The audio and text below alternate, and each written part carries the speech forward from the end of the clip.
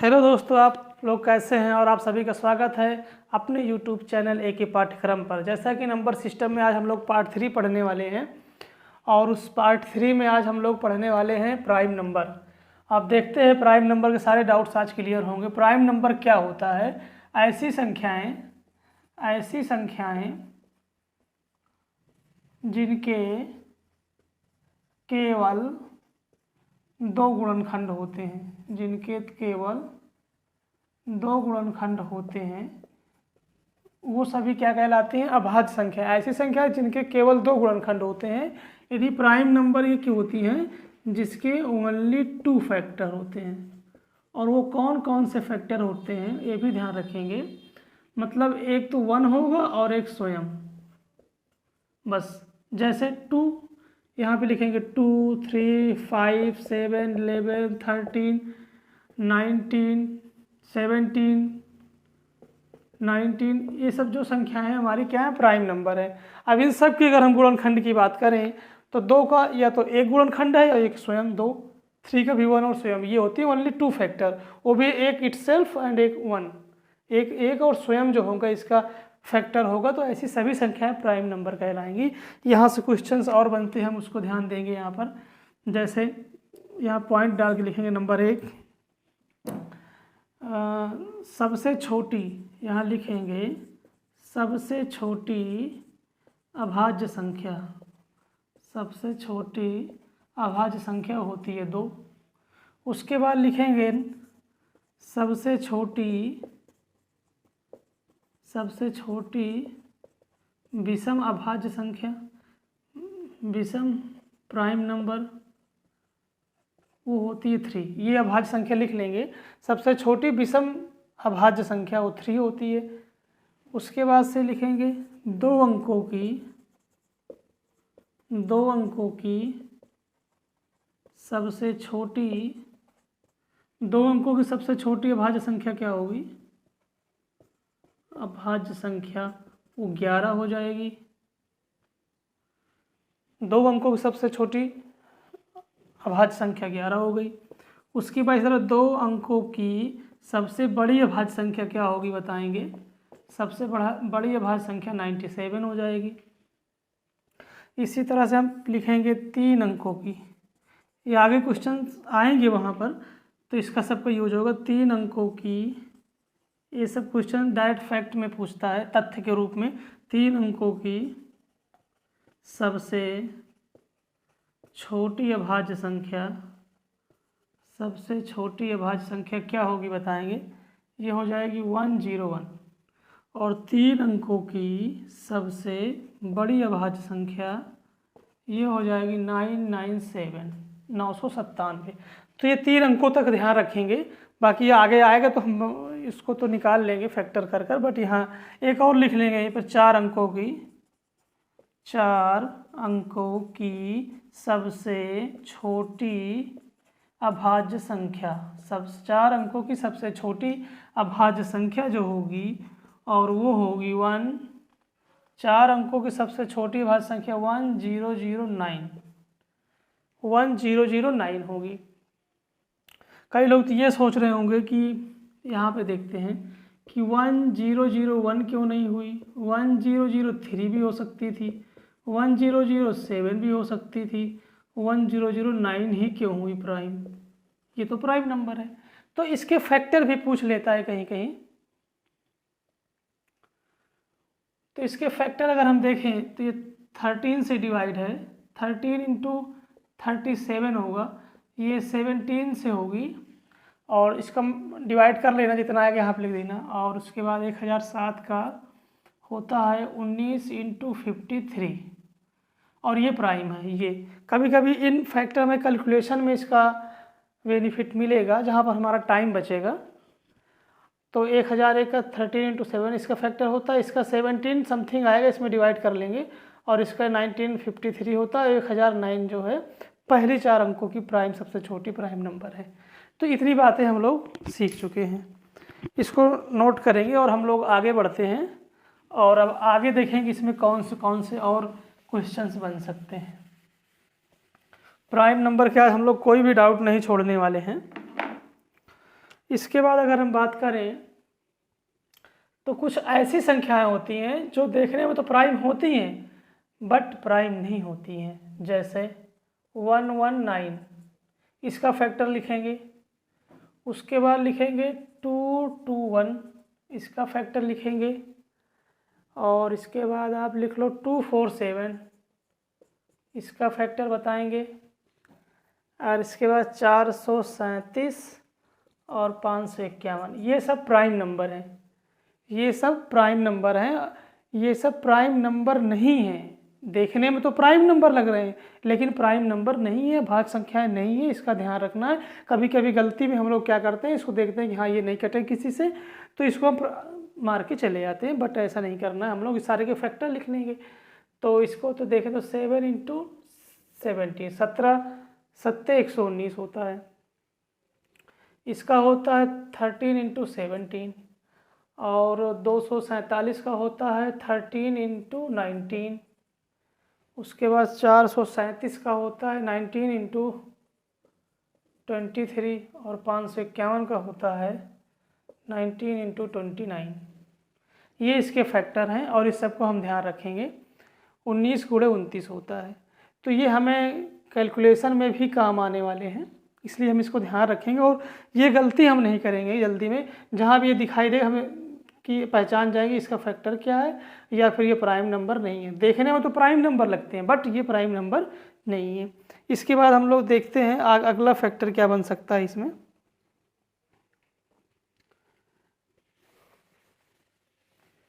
Prime number तो ये हो गया। उसके बाद लिखेंगे कुछ प्राइम नंबर क्या होते हैं। जैसे कि अगर पूछता है कि 1 से लेकर 25 तक कितने अभाज्य संख्याएं हैं होंगी, कितनी अभाज्य संख्याएं हैं, ये पूछता है क्वेश्चन। तो ये होती है 9 अभाज्य संख्याएं। 1 से 25 तक में लिखे 9 अभाज्य संख्याएं होती हैं। हम लोग कैसे गिनेंगे, 2 पहली अभाज्य संख्या, कौन कौन सी होगी, 2 हो जाएगा, 3 हो जाएगा, इसका 5 हो जाएगा, 7 हो जाएगा, 11 13 सॉरी 1 से 25 तक में 13 हो गया, 17 19 23। अब हम लोग काउंट करेंगे कितनी हुई, 1 2 3 4 5 6 7 8 9।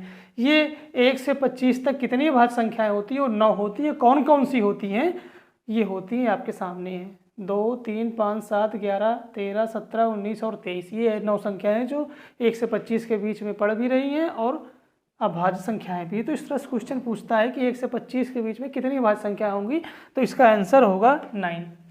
इसी तरह और हम लोग नोट कर लेंगे, 1 से अगर 50 के बीच में पूछता है कितनी अभाज्य संख्याएं होंगी, तो 1 से 50 के बीच में होंगी 15। अब जिस तरह हमने गिन के दिखाया इस तरह गिनेंगे तो 15 हो जाएंगी, क्योंकि 9 यहाँ तक हो गया है, इसके आगे 6 और हो जाएंगे। और 6 कौन कौन सी होंगी, जैसे हम लोगों ने 23 तक गिन चुका है, तो 23 के आगे कितनी संख्याएं होंगी, 23 के आगे कितनी हो जाएंगी, 29 हो जाएगा, 31 हो जाएगा, इसके बाद 37 हो जाएगा, 41 हो जाएगा, 43 हो जाएगा, 1 2 3 4 5 एक और हो जाएगा 47। ये 6 संख्याएं होंगी और 1 से 25 तक 9 और 25 से 50 तक ये 6 संख्याएं, तो टोटल 1 से 50 तक 15 हो गई। 9 और 6 15 संख्याएं। इसी तरीके से आगे भी निकालेंगे, लेकिन जब बड़ी संख्या हो जाएगी तो हमारा इसमें टाइम वेस्ट होता है, इसलिए हम इसको याद रखेंगे, 3-4 फैक्टर याद रखेंगे। 1 से 50 तक 15 संख्याएं होती हैं। अगर 1 से 100 तक पूछे तो ये हो जाएगी 25। 1 से 100 तक 25 अभाज्य संख्याएं होती हैं, यहाँ लिख लें कन्फ्यूज नहीं होगी। 50 तक 100 तक में 25 अभाज्य संख्याएं होती हैं। अगर कभी एक और याद रख लेंगे, अगर 1 से 150 के बीच में पूछता है तो ये हो जाएंगी 35 संख्याएं। इतनी अभाज्य संख्याएं होती हैं, क्योंकि हम लोग कोई भी डाउट छोड़ने वाले नहीं हैं। तो 1 से 150 के बीच में 35 अभाज्य संख्याएं होती हैं, 1 से 100 तक में 25, 1 से 50 में 15 और 1 से 25 में 9 कौन सी संख्या होती है हमने आपको बता भी दिया। इसको बाद हम लोग आगे बढ़ेंगे और यहाँ से किस तरह से क्वेश्चन और बन सकते हैं हम उसके बारे में देखेंगे।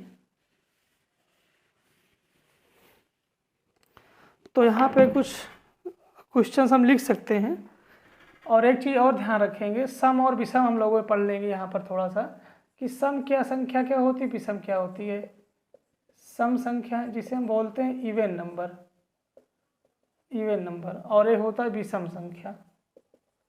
क्या होता है? विषम संख्या, जिसे हम बोलते हैं ऑड नंबर, जिसे हम बोलते हैं ऑड नंबर। सम संख्याएं क्या होती हैं? सम संख्याएं वे संख्याएं होती हैं जो 2 से डिवाइड नहीं होती हैं, जो 2 से डिवाइड नहीं होती हैं, सॉरी, जो 2 से डिवाइड होती हैं। सम संख्याएं क्या होती हैं? जो 2 से डिवाइड होती हैं, जैसे 2, 4, 6, 8, मतलब ऐसी संख्याएं जो 2 से डिवाइड हो जाती हैं वो सम संख्या, और जो 2 से डिवाइड नहीं होती हैं विषम संख्या, जो 2 से डिवाइड नहीं होती हैं वो होती हैं विषम संख्याएं।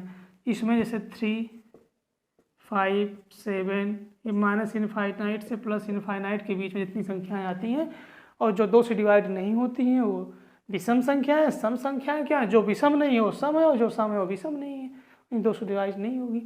इसके बाद इसमें क्वेश्चन सबसे मेन फैक्टर ये है कि अगर हम सम प्लस सम करें तो रिजल्ट क्या आता है, ये सबसे इम्पोर्टेंट है।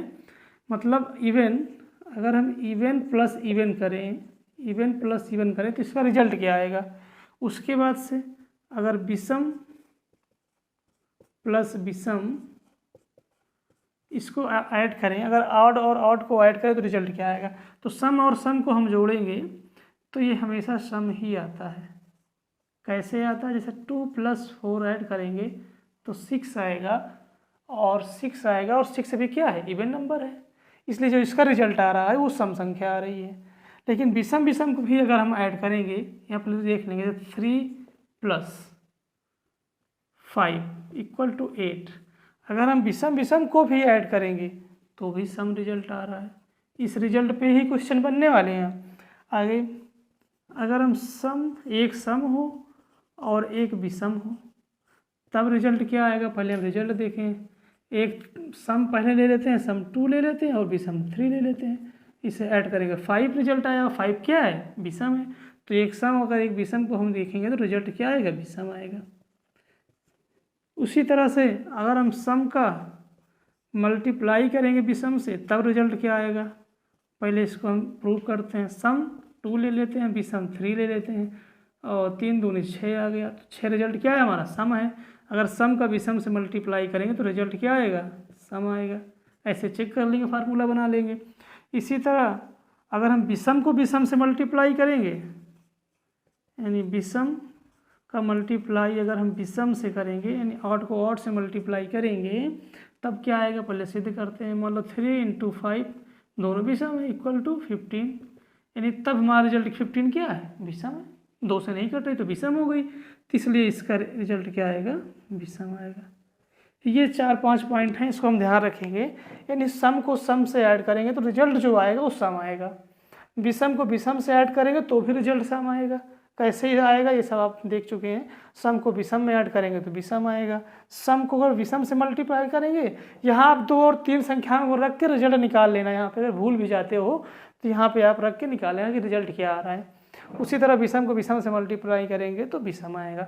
एक चीज़ ध्यान रखना, अगर कहीं भी 3 संख्याएं दी हुई हैं, अगर 3 संख्या को जोड़ा गया है, अगर कहीं भी सम और विषम आपको समझ में आ गया होगा।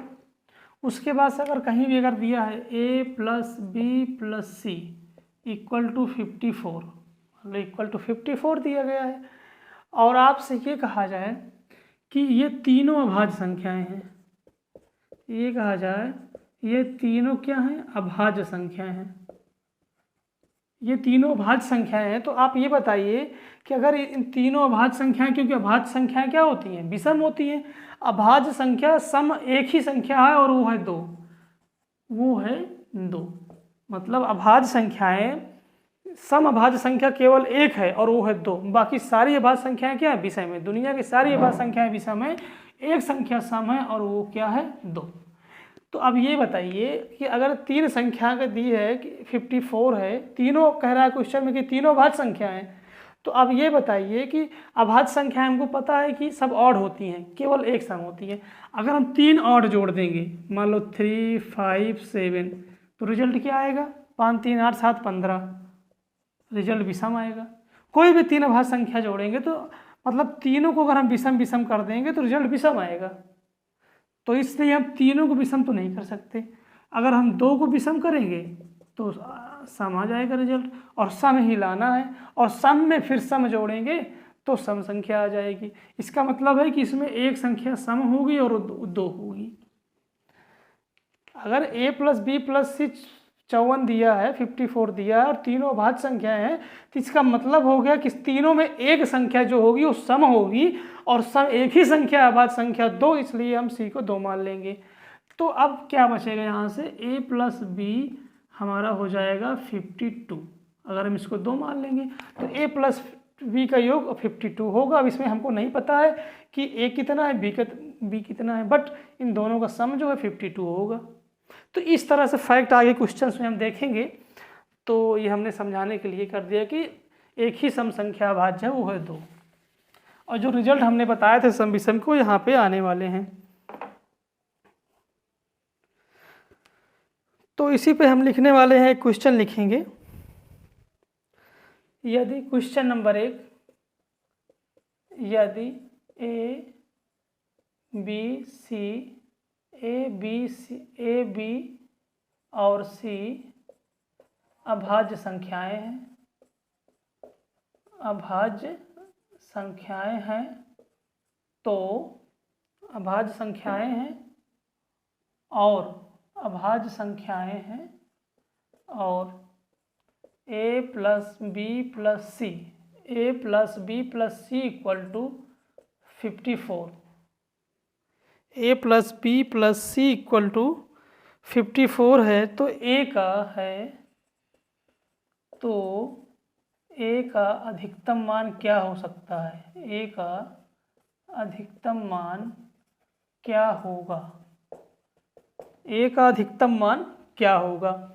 इस तरह से क्वेश्चन आते हैं। इसकी ऑप्शन है, आप लोग सॉल्व करेंगे, कमेंट बॉक्स में आंसर देंगे। इसका ऑप्शन ए है इसका 31, ऑप्शन बी है इसका 37 एंड ऑप्शन सी है इसका 47 और ऑप्शन डी है इसका 29। क्योंकि अभाज्य संख्या ही आएंगी, तीनों अभाज्य संख्या हैं, तो ए बी सी, तो ये सारे ऑप्शन हैं, आपको इसको लगाना है। अभी मैंने बताया फैक्टर सेम उसी पे होगा। कैसे देखते हैं? अभी हमने बताया कि a + b + c = same to same question भी हो गया, a + b + c = 54 है। अब ये पता है कि अगर 3 संख्याएं अभाज्य हैं तो इन तीनों का योग क्या है? सम है, और सम है तो इसका मतलब इसमें से एक संख्या सम होगी, क्योंकि 2 विषम का रिजल्ट सम आएगा और सम का भी सम आ जाएगा, इसलिए एक संख्या सम होगी, तो हम मान लेंगे वो संख्या 2 है। एक संख्या 2 हो गई सम। अब यहाँ से रिजल्ट मिला a + b = 52, a + b = 52, क्योंकि एक संख्या 2 निकल गई यहाँ पे, तो a 2 का योग 52 होगा, तभी तो 2 ऐड करें तो 54 आएगा तीनों को रखने पर, तो इसलिए ये होगा। तो अब हमको देखना है कि ये 2 संख्याएं हैं, इनका योग किन 2 संख्याओं का योग जो है 52 आएगा। अब आपको इसमें देखना है कि 2 संख्याएं कौन कौन सी की। तो a का अधिकतम मान पूछा है, क्या हो सकता है? a का अधिकतम मान क्या हो सकता है? तो पहले तो इसके हम अधिकतम मान अगर रखें पास में, तो ये 47 और प्लस अगर हम 5 करेंगे तो 52 आ जाएगा।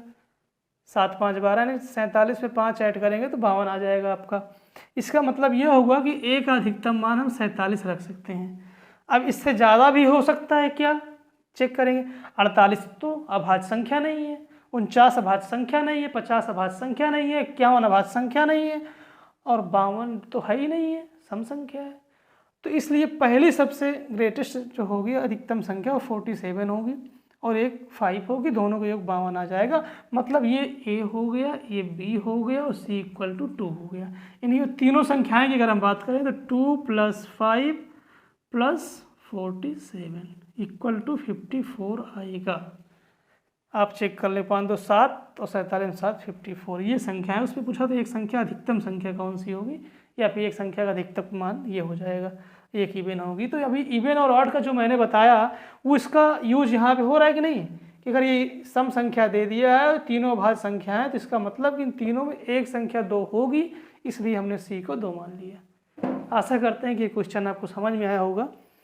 आप लोग इसका स्क्रीनशॉट लेंगे, आगे बढ़ेंगे और हम लोग इसमें से एक क्वेश्चन और करेंगे।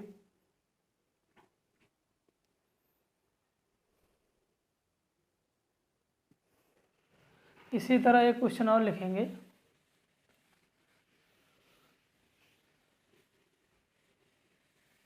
थोड़ा सा लैंग्वेज चेंज करेंगे। इसी तरह सवाल क्वेश्चन आते हैं, यदि 3 संख्याओं का योग, यदि 3 अभाज्य संख्याओं का योग, यदि 3 अभाज्य संख्याओं का योग 80 है, यदि 3 अभाज्य संख्याओं का योग 80 है और इनमें से एक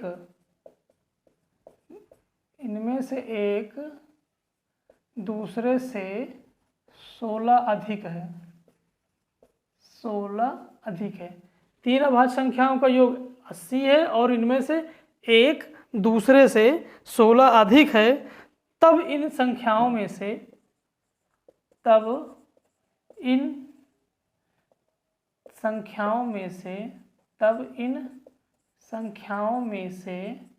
एक संख्या होगी। देखना क्वेश्चन किस तरह आता है, एक संख्या होगी। ऑप्शन ये है आपका, ऑप्शन नंबर ए है, इन तीनों में एक संख्या होगी। ऑप्शन है 17, ऑप्शन बी है 43, ऑप्शन सी है 29 एंड ऑप्शन डी है 31। अब सभी अभाज्य संख्याएं भी हैं। अब ये क्वेश्चन देखेंगे, आप लोग सॉल्व करेंगे। यदि 3 अभाज्य संख्याओं का योग 80 है और इनमें से एक संख्या दूसरे से 16 अधिक, ये कंफर्म नहीं है तीनों में से कौन है, बट एक संख्या 16 से, मतलब 2 संख्याओं का जो अंतर होगा वो 16 होगा, तब इन संख्याओं में से एक संख्या क्या हो सकती है। मतलब ये जो ऑप्शन दिए हैं कि इसमें से कौन सी एक संख्या ऐसी है जो इस 3 में आएगी, इसको हम सॉल्व करेंगे। अब 3 संख्या अभाज्य संख्याओं को योग दिया है, हम मान लेंगे ABC संख्याएं हैं, A + B + C, यहाँ क्या दे दिया 80 दे दिया।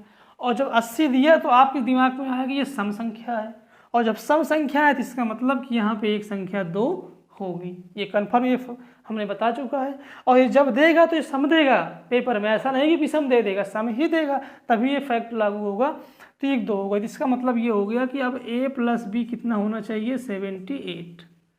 भाई जब ये 2 हो गई तो 80 योग होगा तीनों का, जब C 2 हो गई तो A + B कितना बचेगा 78 बचेगा, 78 बचेगा। और A - B हमको दिया 16, कैसे दिया है, क्योंकि एक संख्या दूसरे 16 अधिक है, इसका मतलब ये हुआ कि A और B का अंतर 16 है। भाई इसको हम 26 मान लेंगे, इसको 10 मान लेंगे, तभी तो 16 आएगा, मतलब 2 संख्या अंतर 16 है। अब यहाँ सॉल्व कर लेंगे, ये B कट गया तो 2A = इसको ऐड कर देंगे, 8 6 14 के 4, हासिल लाइन 1, 7 1 8 1 9, तो A = 2 से डिवाइड करेंगे, 2 चौको 8, 2 7 14, यानी 47। A का मान आ गया 47। और यहाँ से हम चाहें तो B का मान भी निकाल सकते हैं। जब ये 47 हो गया तो यहाँ 47 रख देंगे, जैसे A - B = दिया है 16 दिया है, तो A हो गया 47, इसको इसमें 16 घटा देंगे तो इधर जाएगा तो B पॉजिटिव हो जाएगा। B 7 में से 6 गया 1, 4 में से 1 गया 3, यानी B = आ गया 31। यानी हमको तीनों वैल्यू पता चल गई। C का मान 2 होगा, A का 47, और तीनों वैल्यू क्या होंगी 47, 31 और 2, और तीनों को जोड़ेंगे तो योग 80 आएगा। चेक कर लेंगे, अभी इसमें 2 जोड़ेंगे 33 और 33 में 47 जोड़ेंगे 80 आ गया। और ये तीनों संख्याएं, आपको कह रहा है कि इन संख्याओं में से एक संख्या होगी। अब इन तीनों में से एक संख्या ऐसी कौन है जो आ रही है, यहाँ पे देखेंगे 17 नहीं है, 43 नहीं है, 29 नहीं है, 31 है, एक संख्या इसमें 31 है। यही पूछा था कि इन ऑप्शंस में से इन तीनों जो संख्याएं होंगी उसमें से एक संख्या कौन सी हो, 31 होगी। इसका आंसर क्या हो जाएगा डी। तो ये क्वेश्चन आपको इस तरह से क्वेश्चन आता है, क्योंकि इसमें सम और विषम का भी फैक्ट लग गया, अभाज्य संख्याओं का भी लग गया। और कभी कभी ये पूछ लेता है कि सबसे छोटी अभाज्य संख्या क्या है, सबसे छोटी विषम अभाज्य संख्या क्या है, 2 अंकों की सबसे छोटी अभाज्य संख्या क्या है। 3 अंकों की सबसे बड़ी अभाज्य संख्या क्या है, तो वो सब हम लिखा चुके हैं, उस पर ध्यान देंगे। हम लोग धीरे धीरे ऐसे एक एक छोटे छोटे फैक्ट क्लियर चलेंगे, और जब हम क्वेश्चंस लेकर आएंगे तब देखेंगे बहुत अच्छे तरीके से इन सब फैक्ट का यूज होगा, बढ़िया तरीके से हम लोग क्वेश्चन कर रहे होंगे। तो हम लोगों ने इस पे बात कर लिया है। अब आगे इसी पे और प्राइम नंबर पे अगर हम बात कर लें, कभी भी क्वेश्चन ऐसे भी देगा जैसे कि n एक दो अंकों की सबसे बड़ी अभाज्य संख्या है, और उसको यदि 11 से भाग दिया जाए तो शेष क्या होगा, 11 से भाग दिया जाए तो शेष क्या होगा। तो n 2 अंकों की सबसे बड़ी अभाज्य संख्या, तो इसका मतलब n = 97, 2 अंकों की सबसे बड़ी अभाज्य संख्या बता चुका हूँ 97, और कह रहा है 11 से भाग दें तो शेषफल क्या बचेगा। अब 11 से भाग देंगे तो 11 × 8 = 88। अब 88 में से अगर 9 घटाएंगे तो कितना आएगा, 97 हो जाएगा, तो शेष 9 आएगा। बस, यानी ये लैंग्वेज में बेस्ड क्वेश्चन देता है, तो हमें समझना पड़ता है, उन सब फैक्ट का यूज होता है। जैसे n दे दिया 2 अंकों की सबसे बड़ी संख्या है, n दे सकता है कि 3 अंकों की सबसे छोटी संख्या है, तो वो सब मैंने लिखाया है जो यहाँ पे यूज हो जाएगा।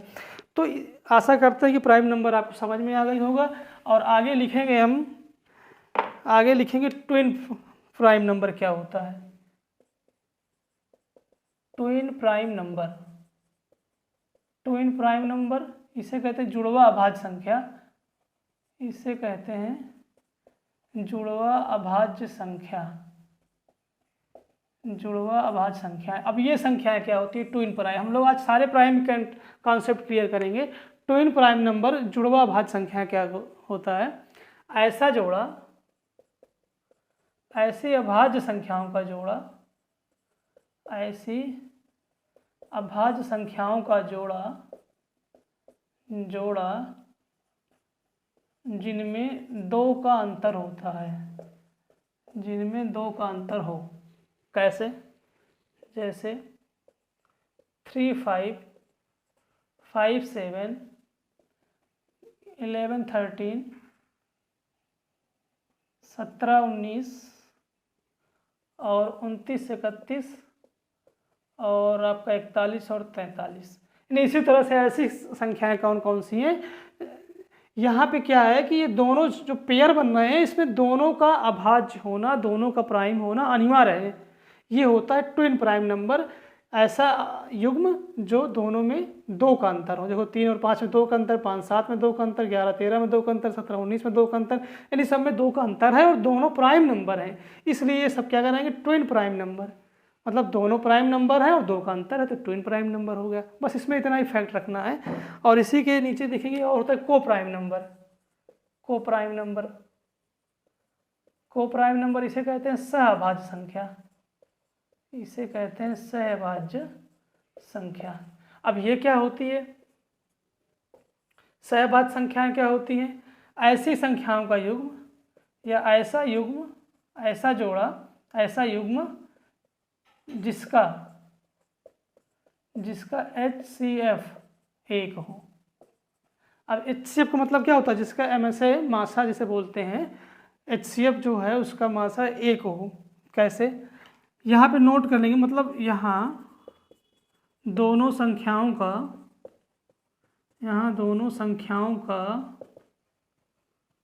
अभाज्य होना जरूरी नहीं है। सबसे मेन बात यही है, यही में कंफ्यूज हो जाते हैं बच्चे। को प्राइम नंबर में जिसका HCF 1 होना चाहिए, लेकिन यहाँ पे दोनों संख्याओं का अभाज्य होना जरूरी नहीं है। अभाज्य हो भी सकती है, नहीं भी हो सकती, अभी हम एग्जांपल देखेंगे। लेकिन ट्विन प्राइम नंबर में 2 अभाज्य संख्याओं का पेयर चाहिए जिसमें 2 का अंतर हो। यहाँ दोनों अभाज्य संख्याओं का होना जरूरी है, यहाँ दोनों अभाज्य संख्याओं का होना नहीं जरूरी है। कैसे, जैसे हम लोग 3 5 9 40 भी हो सकता है, और आपका 19 50 भी हो सकता है। अब यहाँ देखिए ये दोनों तो प्राइम भी हैं और इनका HCF 1 है, 9 और 14 का भी HCF 1 है और इसका भी 1 है। तो ये संख्याएं कहलाती हैं को प्राइम नंबर, सहअभाज्य संख्या। ये ट्विन प्राइम नंबर, जुड़वा अभाज्य संख्या, दोनों आप समझ गए होते। दोनों में सब एक अंतर है कि यहाँ 2 का अंतर होना चाहिए। ट्विन का मतलब भी 2 होता है, तो और ट्विन और प्राइम दोनों यहीं से ट्विन प्राइम मतलब 2 का अंतर हो और प्राइम दोनों हो, बस अभाज्य संख्याएं होगी। और को प्राइम नंबर सहअभाज्य संख्या जिसका HCF 1 हो वो सहअभाज्य संख्या होगी, उसमें कोई भी संख्या हो सकती है। बस इसमें इतना ही फैक्ट दोनों को याद रखना है। सीधा पेस्ट पूछ लेता है या तो इसकी परिभाषा पूछ लेगा या दो देगा कि ये बताइए कौन संख्या है, बस इसमें और कोई क्वेश्चन नहीं बनते हैं। आगे हम और क्वेश्चन बताने वाले, एक दो क्वेश्चन और कर लेते हैं टू इन प्राइम और को प्राइम पे भी। यदि क्वेश्चन लिखेंगे आगे नोट करेंगे, क्वेश्चन लिखते हैं को प्राइम और टू इन प्राइम पे क्वेश्चन कर लेते हैं, उसके बाद देखते हैं आगे क्या हो सकता है।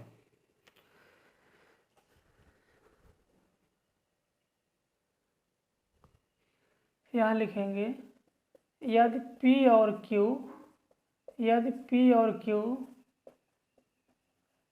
अभाज्य संख्या है, यदि P और Q अभाज्य संख्या है और P + Q = 12 दिया है और ये भी दे दिया है P > Q, तो P और Q के कितने जोड़े संभव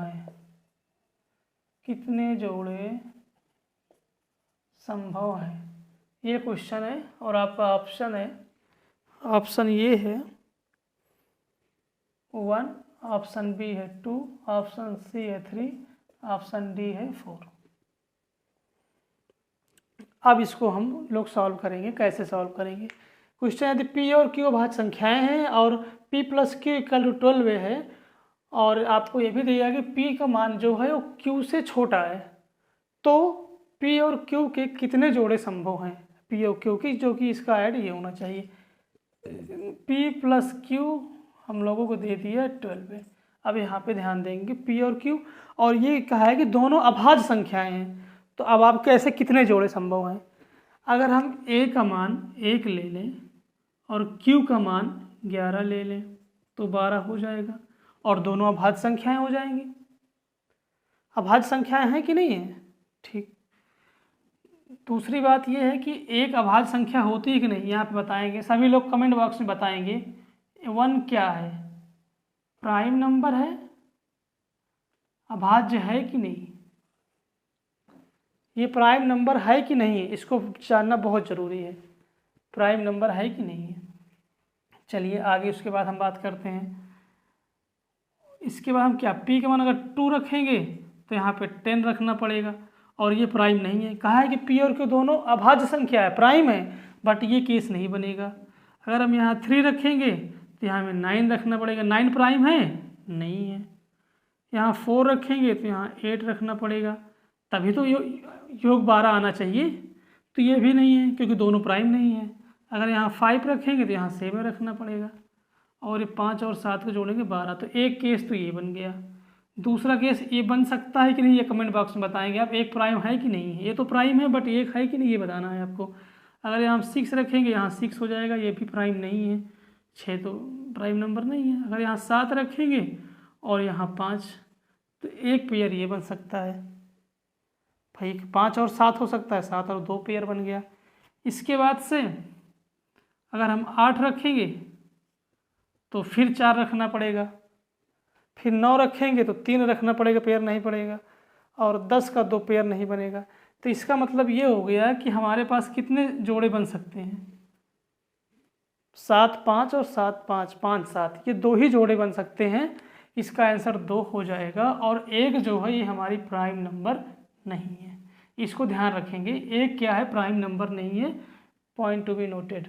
ये बहुत कन्फ्यूजन करता है, क्योंकि इसके प्राइम नंबर की हमारी डिफिनीशन क्या है, परिभाषा क्या है कि प्राइम नंबर वो संख्या होती है जिसके ओनली 2 फैक्टर होते हैं, बट 1 की केवल 1 फैक्टर है। क्योंकि 1 तो सभी का फैक्टर होता है, बट 1 का तो 1 भी होगा, एक फैक्टर, 2 का तो फैक्टर 1 भी होगा, 2 भी होगा, इटसेल्फ और 1।